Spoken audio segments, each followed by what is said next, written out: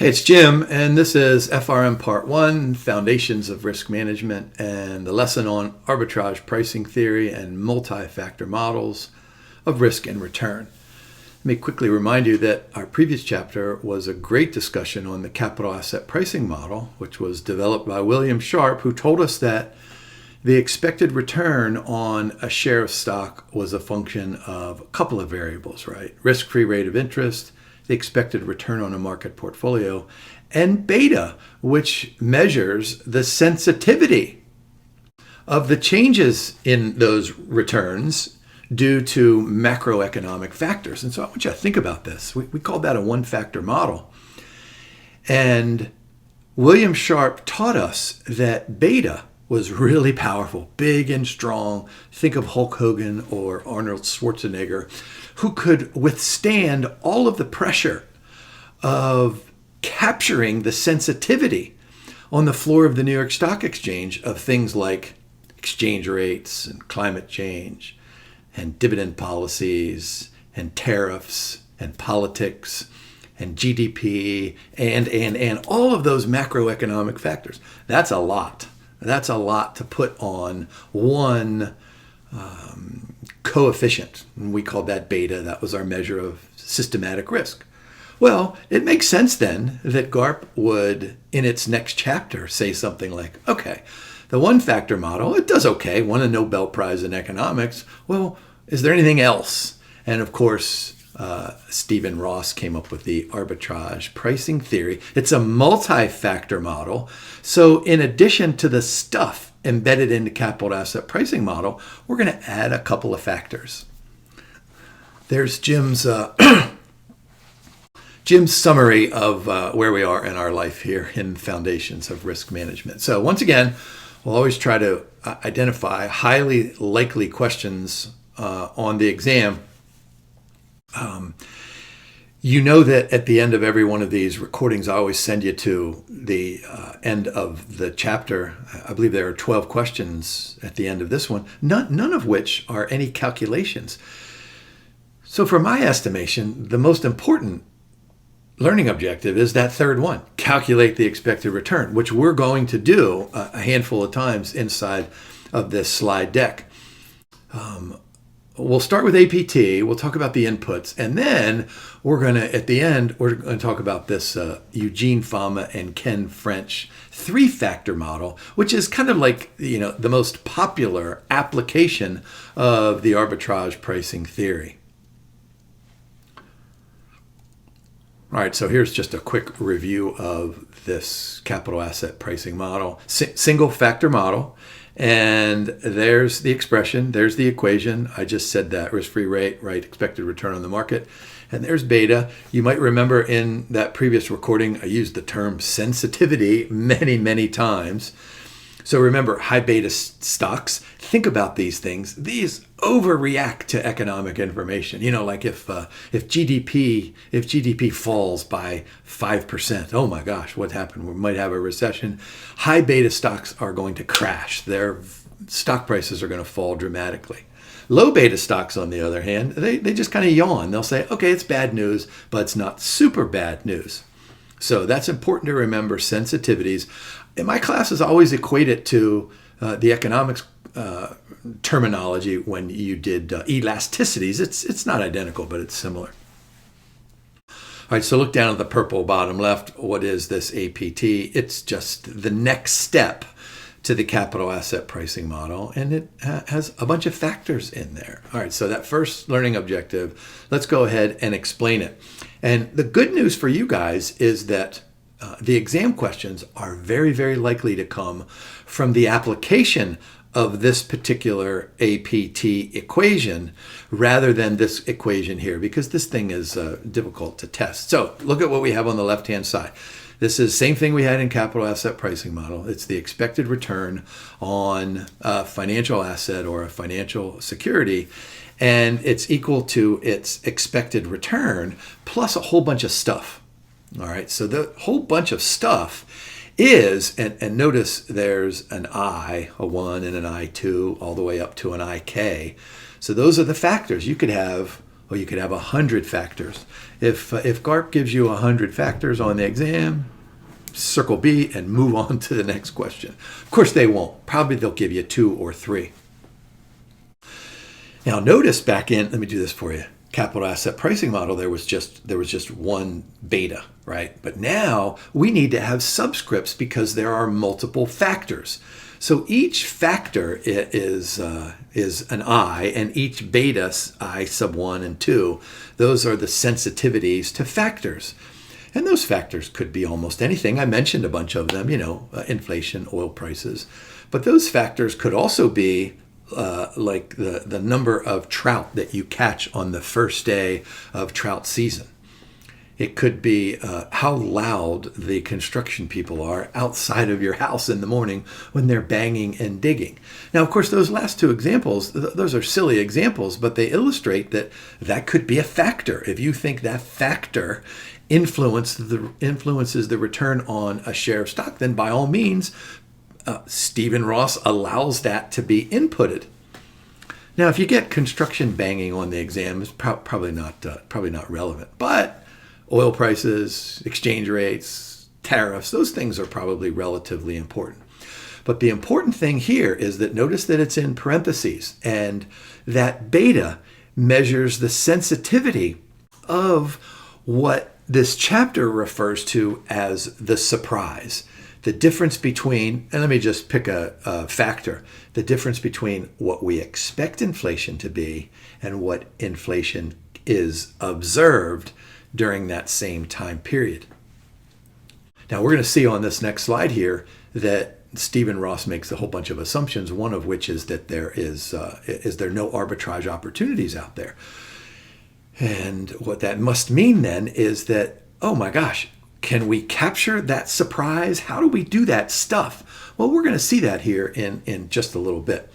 So just remember now that the arbitrage pricing theory adds extra factors in addition to the market portfolio, and therefore it must add extra sensitivities. And that's why we have all of the different B's down there. All right, so there's that no arbitrage assumption that I was telling you about. Remember, arbitrage means that you have no investment, no risk, but you can earn a positive return. We're going to go ahead and remind ourselves that in that last recording, we drew the security market line, which tells us that there was a linear relationship between beta and the return on an asset security market line. Well, now that we're going to add extra factors, we're going to maintain that linearity assumption. Also remember that William Sharpe told us something like, hey, investors hold well-diversified portfolios. That's how he went from the Harry Markowitz standard deviation to his beta well-diversified portfolios. And so that's the same assumption here in the arbitrage pricing model. Well, I feel like I've answered that question here. Why use the arbitrage pricing model? It's more flexible, right? So there's the answer that I have given. There's no need for a true market portfolio. This is one of the first criticisms of the capital asset pricing model. There's a guy named Richard Roll who did this sometime in the late 60s or so. But now we don't need a true market portfolio. We don't even have to use a proxy for it, but we still can, but it doesn't rely on that like the capital asset pricing model can. But look at the bottom there. Boy, we can do it for asset pricing, which we do for capital asset pricing model. But here we go, hedging and portfolio construction. We'll do that in the last handful of slides in this slide deck. What we'll also know is that this model can be empirically testable. We're going to have to change it a little bit so that we can go from the theory to the application. We'll do that here in just a little bit. So let's take a look at a quick example here. Let's suppose that we have identified 3 factors: change in GDP, rate of inflation, and the spread between 2 interest rates. Who knows what they could be? It might be, the difference between the rate on the risk-free rate of interest, and some benchmark or something else. So just like we had a risk premium back in the capital asset pricing model, hold on, let me go back here real quick. There's that risk premium RM minus RF. We're going to have a similar risk premium now, but it's going to be the difference between those factors, observed and expected values. And then there's the factor loads. So we're going to call those loading. We're going to call those sensitivities. We're going to call those betas.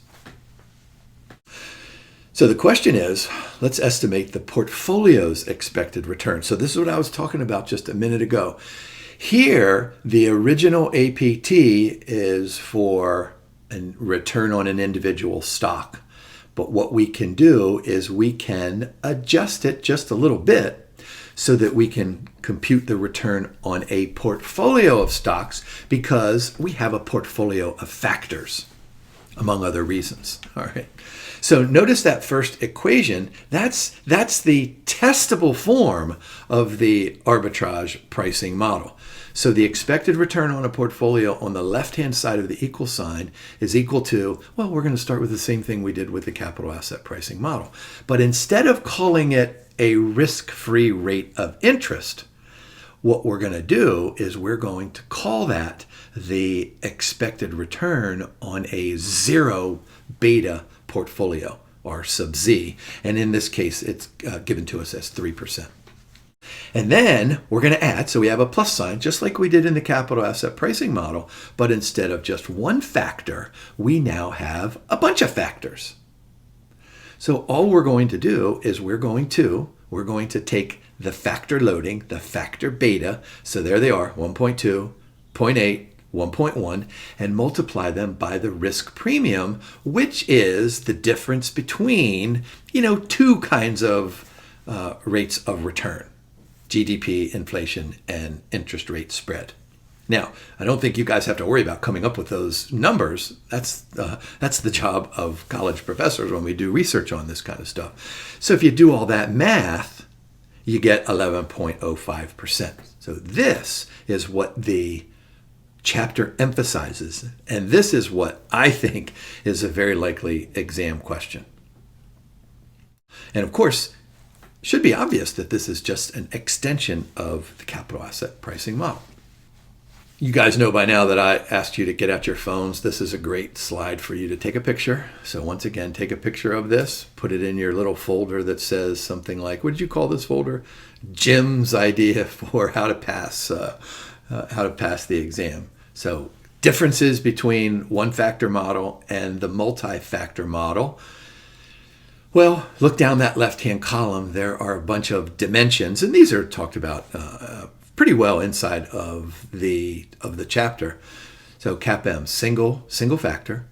Investors are risk averse. We know all that. Mean variance, which means that in the Harry Markowitz world, we can minimize standard deviation and maximize return at each one of those portfolios. We can come up with an optimal asset allocation. I probably told you the story. You're probably tired of hearing me. I do this in my investments class all the time. We download stock prices, we convert them to returns, we use the solver function, and we form an efficient allocation, an optimal asset allocation for the portfolio. Covariance with the market, with the one factor. Remember, there's only one factor, and that's the market portfolio. Flexibility, not much flexibility in there because it's just a one factor. And there's lots and lots of tests out there that say, you know what, the capital asset pricing model does not hold under this condition or under that condition. But what the capital asset pricing model does is it begins our foundation of understanding asset pricing, and that's why it won the Nobel Prize in economics. Practical use, we need to figure out what that market portfolio is for benchmarking and some other things. Okay. APT, on the other hand, that's a multi-factor. So there are a bunch of factors out there. And Stephen Ross doesn't tell us what those factors are. I mean, back here, we picked three factors that sounded reasonable, right? They sound like, hey, you know what? These factors ought to impact the return on a share of stock. No assumptions about risk, no assumptions about portfolio efficiency. The only assumption is that if we own those diversified portfolios, that there's that no arbitrage condition. Instead of covariance with the market, now each systematic factor has its own unique premium and its own, of course, unique covariance. Yeah, ABT can be tested just a million times. The researcher chooses the factor. So here's the problem with the arbitrage pricing model. Suppose I go out and I count the number of times that the construction people wake me up, whatever they're building outside in the road, and I put that into a model, and I do some statistical tests, and it comes out that it's significant. I mean, think about how silly that would be if I went to my class or I came and presented this to you guys, and I said, hey, you know what? The number of times, the noise level, the confusion, the noise pollution out there, that determines the rate of return on my diversified portfolio. You would look at me and you say, Jim, you've lost your mind. So the problem then is, all right, let's pick a factor, but we need to come up with some underlying foundational economic meaning behind that. And the problem is that there's correlation between and among lots of things. Remember, correlation is not causation.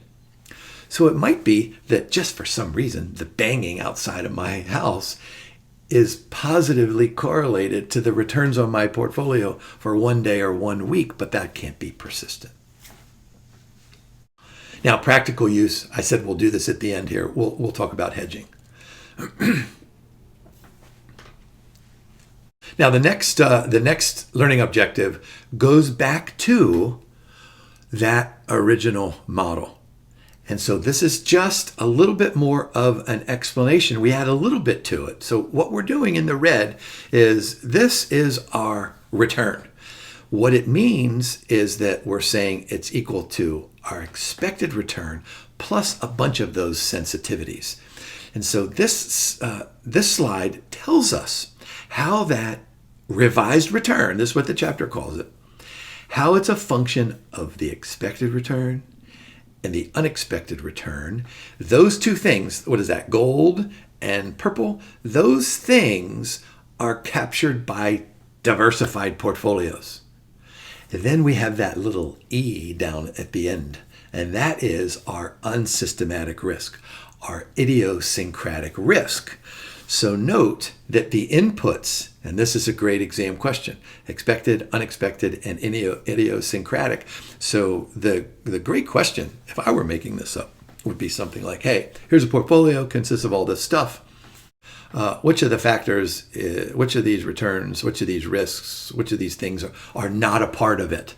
Expected return, that is. Unexpected return, that is. Idiosyncratic risk, that is. So whatever that fourth thing is, well, that's the one that's the correct one. So note down at the bottom, this was so fascinating how the professional world and the academic world meet. My econometrics professor in my PhD program, he never used the word idiosyncratic.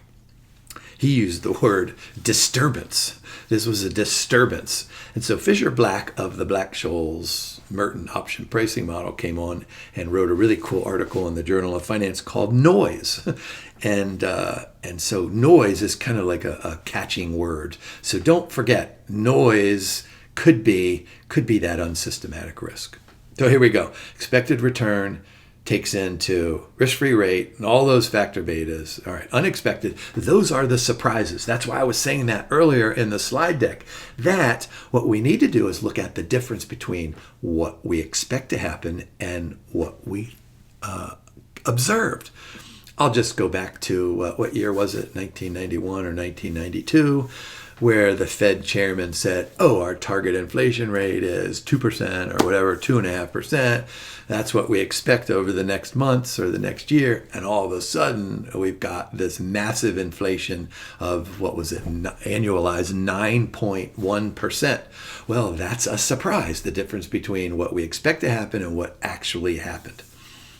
And remember in purple, you know this. I don't need to read that to you. Beta measures sensitivity.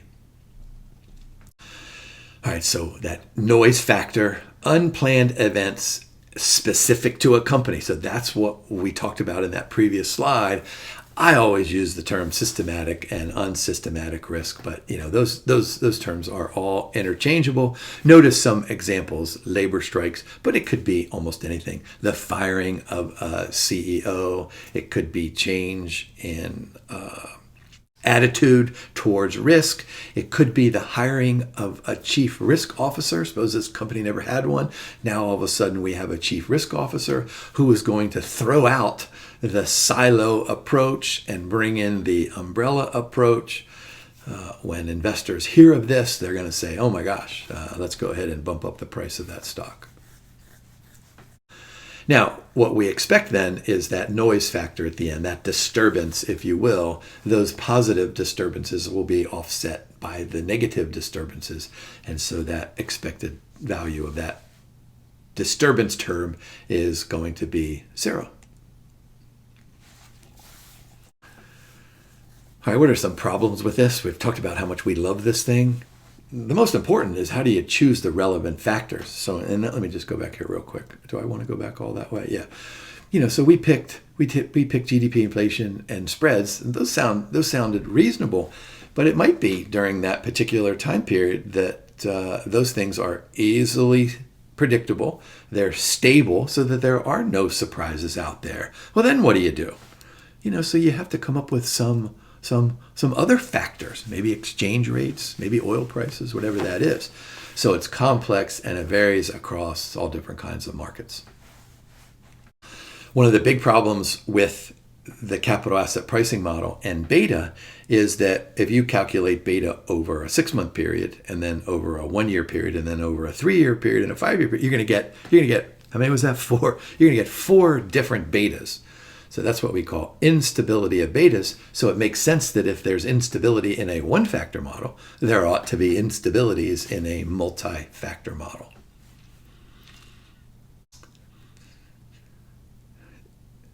Now, we don't have to worry too much about multi-collinearity in a one-factor model, because there's only one factor.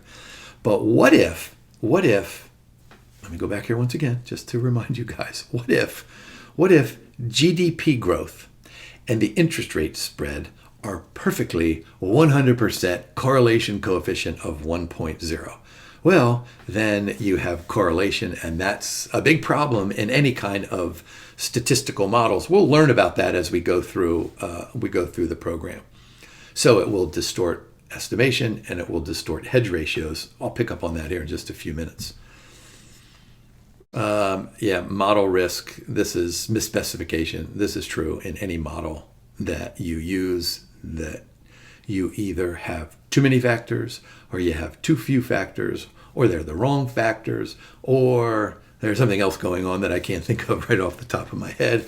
But you can therefore make some conclusions that don't make any sense.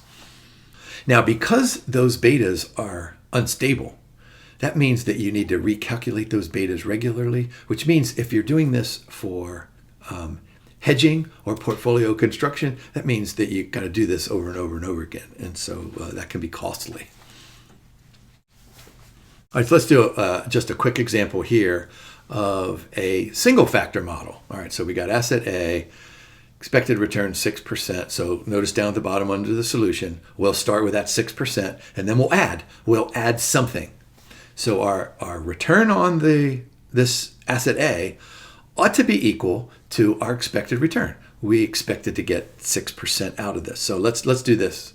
Let me add a little bit of layers here.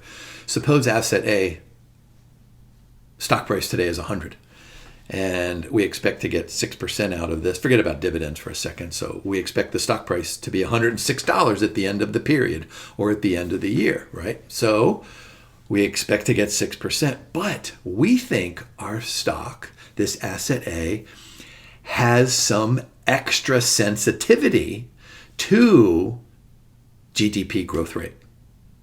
All right, our factor sensitivity, which we computed, and that'll be given to you in the problem, is 1.5. So think about that in relation to 1.0, like we did back in the capital asset pricing model. So the forecast was 2%, but We expect it to be, we think it's going to be now 2.7. So notice how the difference here is forecast, baseline forecast, and then change in forecast here. So 2.7 to 2.0. So you take the difference between those two. Now, if the baseline forecast was 2 and there was no change in that forecast, and then we observed 2%, well then 2 minus 2 is 0. 0 times 1.5 is 0, and then we were left with just that 6% rate of return. But now we have, and think of this extra factor here as sensitivity to changes in GDP. So instead of our stock price next year being 106, well, we think it's going to be now 107, right? There's the 7.05%. So I'm hoping you see in this this is a single factor model where this is not capital asset pricing model, but it's similar to it. So then let's go ahead and do an extra factor. So there we go. Asset B, still baseline return of 6. It has a GDP beta of 1.5, and it has an inflation beta. Shouldn't be surprised that it has a minus 0.8. And we're given some changes. So there's a 0.7% surprise. So we use that same thing from the previous slide, but now we have a 0.6% surprise in inflation. So now what? Now what are we going to do? All we're going to do is say, hey, let's start with that 6%, and then let's add to get back up to, well, to get back up to 705, right? But now inflation is higher than what we expected. Inflation's no good for lots and lots of asset prices out there. So it reduces back to, well, 657. So what happens here? If we use this one factor, we expect the stock price to be 107 next year. But if we add an extra factor, inflation, we reduce our expectations. So stock price is 100. So a year from now, it's going to be 106 and a half or something like that, right? So think about those as surprises, as contributors to the return on portfolio B. Contributors then depend on those sensitivities. Wow, super fun. All right, the last part of this chapter, and by the way, this is a relatively short chapter. So that's good news for you guys. And only 12, what I think are pretty easy questions at the end. So when I send you to that, you're probably only going to need 12 minutes to do that. All right, so a couple of different factor models. So this is the great question on the exam, is the GARP will say in the question stem, hey, here's a bunch of stuff. What kind of a factor model does it look like? So what we have essentially been talking about is a macroeconomic factor model.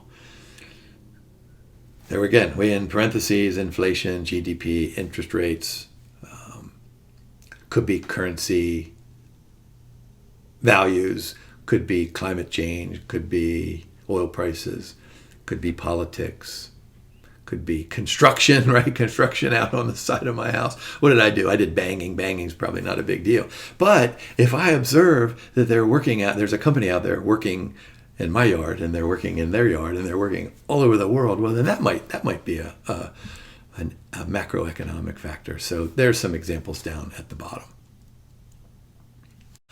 Oh, notice here, what did I forget to say there? Yes, this is based on economic intuition, not fundamental economic and financial kind of reasonable, let's make sense of this. Fundamental factor models, on the other hand, they look at specific fundamental characteristics inside of a portfolio, like size, bigger firms, smaller firms, like value. Do we use book value? Do we use market value? Do we use book value of equity?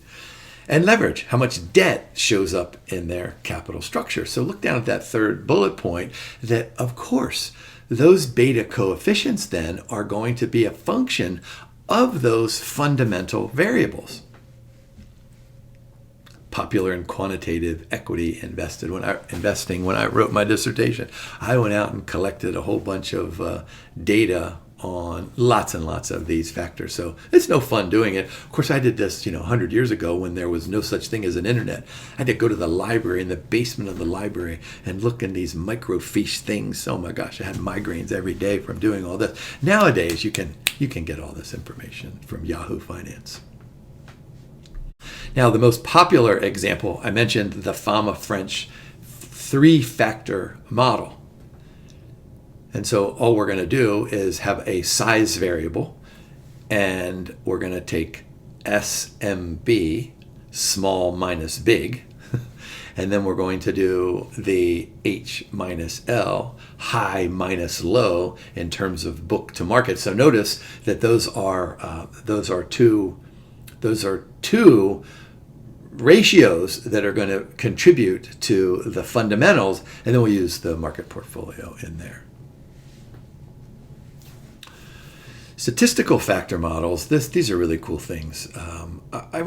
We didn't do a lot of this stuff when I was in my PhD program, but I've done a little bit of it since then in some of my research, where you just go ahead and throw a bunch of stuff at the computer and say, you figure it out. So these are statistical factor models. I'll start with the principal component analysis.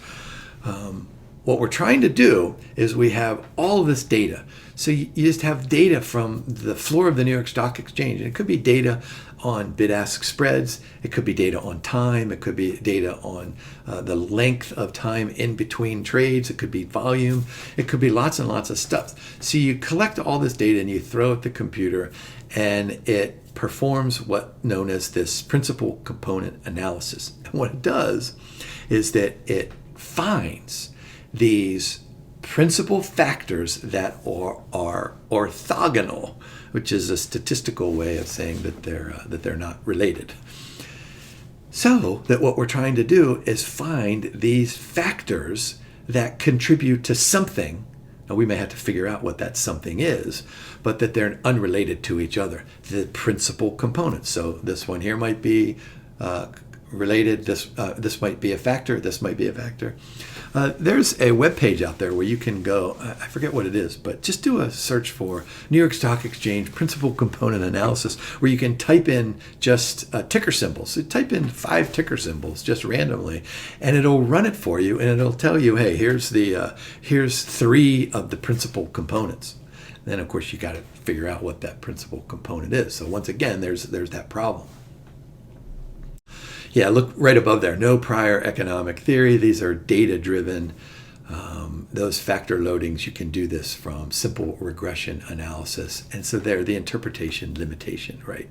So you can identify these PCAs, but you might not be able to provide some kind of a reasonable economic foundation for it. And so notice that last part after the comma sign, the comma on the last bullet point, which complicates risk communication. I think that is a great exam question that says, oh my gosh, here we go. We did all this stuff. Maybe it's PCA, and we came up with these factors, and we're so excited about it. And we concluded that the banging on Jim's outside of Jim's window is a factor because of housing construction or road construction or infrastructure or something like that. Well, how do we communicate that? What's the risk, et cetera, et cetera? Lack of clear interpretation and risk communication. Remember those for the exam. All right, how are we going to construct a portfolio using these factors? And this is pretty cool here. So all we're going to do is say something like, you know what, let's start with the simple fact that, and let me go back a handful of years. I'll just pick a day. Suppose it's March 5th, 2020. We don't know anything's happening, right? Nobody knows anything. But suppose that you just woke up one day on March 5th and you said, hey, I have a feeling something bad is going to happen to the stock market. I don't want to sell all my assets because I'm in it for the long term, but I would really like to eliminate any kind of risk. And so you can use the arbitrage pricing model to form a zero beta portfolio by identifying factors and then taking offsetting positions. So all you're going to do is that in your portfolio on March 5th, 2020, Suppose you're exposed to the factor of inflation. And so all you do is that you take the opposite position in that factor, so you offset it.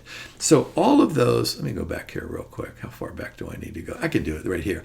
So all of those betas, you might have a +2 beta, but then you add a -2 beta to that same factor, so you eliminate the risk to that particular factor. So that's what we're doing here. To hedge exposure, you're going to form a 0 beta portfolio. And I'll show you how to do that here in just a second. So what you can do is you can form a 0 beta portfolio, or you can just do partial hedging.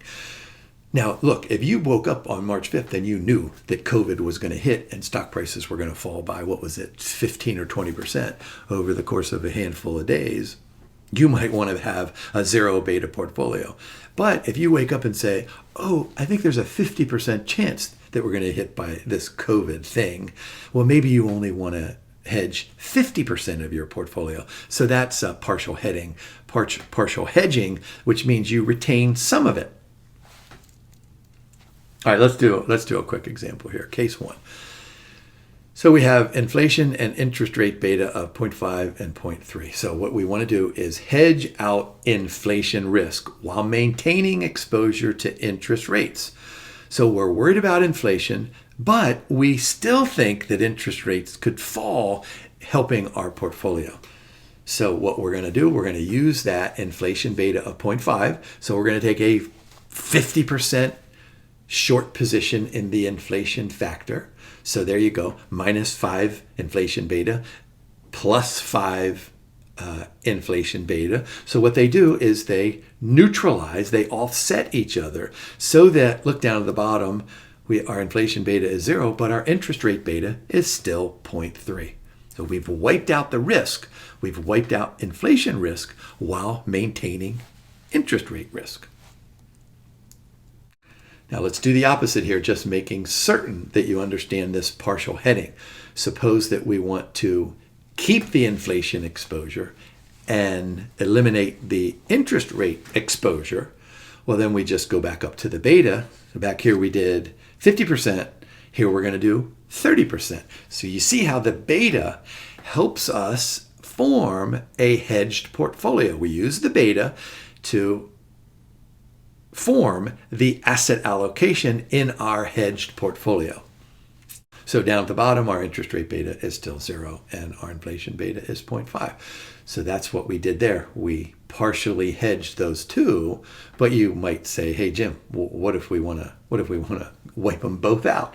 Well, we're just going to combine them. We take a 50% short position in inflation, 30% short position in interest rate, and 0.5 and 0.3, that gets us 0.8. So we have 20% that we allocate to the risk-free rate. So we've got a total portfolio that mimics the return on the risk-free asset. How super cool is this? So there we go, fully hedged 0 beta portfolio with no systematic risk. So the grade exam question, I'm guessing that this is probably not the question if you want to do both of these, or if you want to do just one of these. I think the cool thing is to combine them. And remember, you can combine them partially, right? You don't have to fully eliminate. You could partially eliminate inflation and interest rate. Just go back to the beta and do short positions to whatever that beta is. All right, so let's go back to the Fama-French. And this is really a cool diagram over on the right. So what did William Sharpe do with the capital asset pricing model? If we had another one there that said CAPM, it would be entirely blue. It would be all market risk. And that's what I was saying in my introduction, that, oh my gosh, beta has to be super strong, like Arnold Schwarzenegger, right? Super strong to be able to capture all that stuff.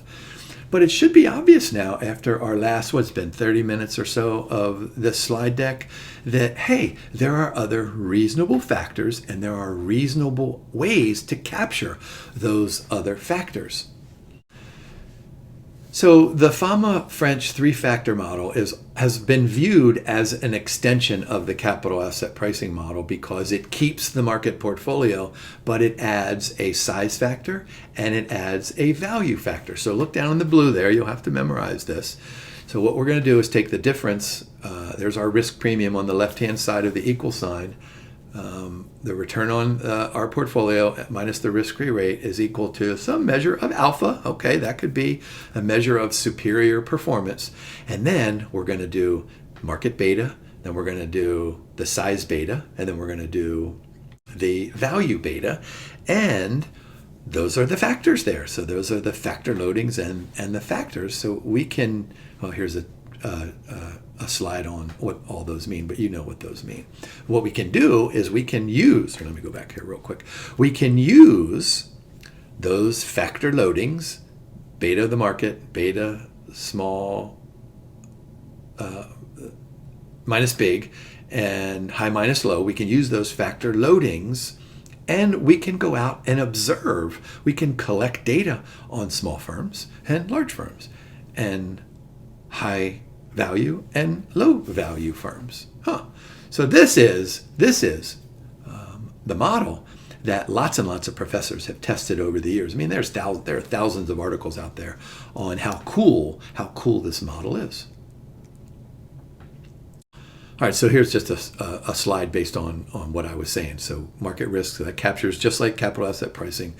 And then small minus big, there's the excess returns, and there's high minus low, there's the excess returns. So of course you'll have to remember size and value. And remember, it's book to market is the ratio. Now the reason that these things are important, and this is another good question, is the second bullet point down there in the bottom.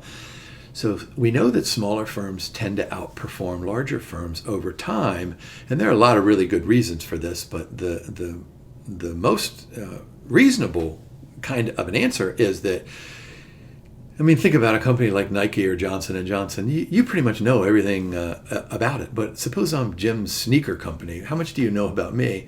You don't know a whole lot, and so I have some room to grow, and the beta for my stock probably doesn't capture all that stuff. So we need a size factor in there.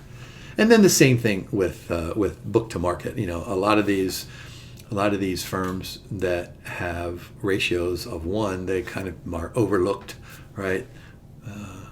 Every once in a while you'll see, hey, these things are not very sensual. They're not very sexy. Nobody really wants to investigate, you know, like a tractor company. You know, what's interesting about a tractor company? It's probably not a lot of growth. Tractors, you know, it's kind of dull. But Fama and French were smart enough to realize that, hey, those things have extra value because they're out of favor.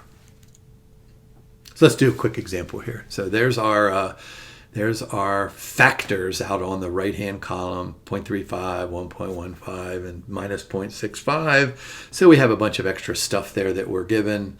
And then all we need to do is plug all of this in to that equation. And you can do the math quickly. You get 65.25. Now there's a minor section here. I want you to look down at the bottom here. Robust minus weak.